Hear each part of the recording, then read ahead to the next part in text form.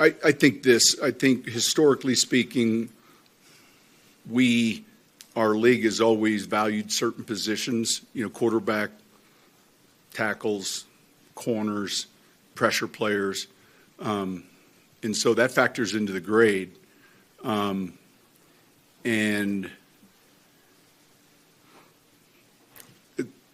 Belichick was on this podcast the other day, which was kind of interesting because you get a chance to hear him in a different light. And I've gotten to know him over the years. And he said something that was interesting. He's like, look, every one of these teams' boards are different, like dramatically. And then obviously when you move away from one, the margin of difference expands. In other words, as you get closer to one, they're still different. And so, but do we factor in the position they play relative to, yeah.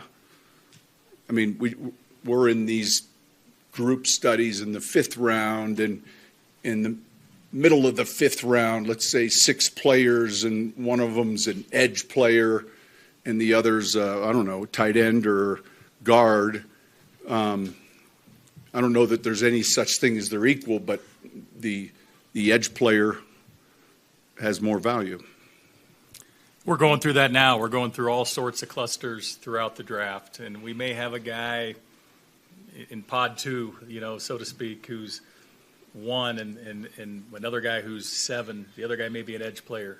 We value him more, So to answer your question, if it's within reason, now you don't want the huge reach, but if they're in similar graded areas, pods, whatever you want to, buckets, and then you take the value position, whether it's quarterback, whether it's edge, whether it's corner, you know what they are.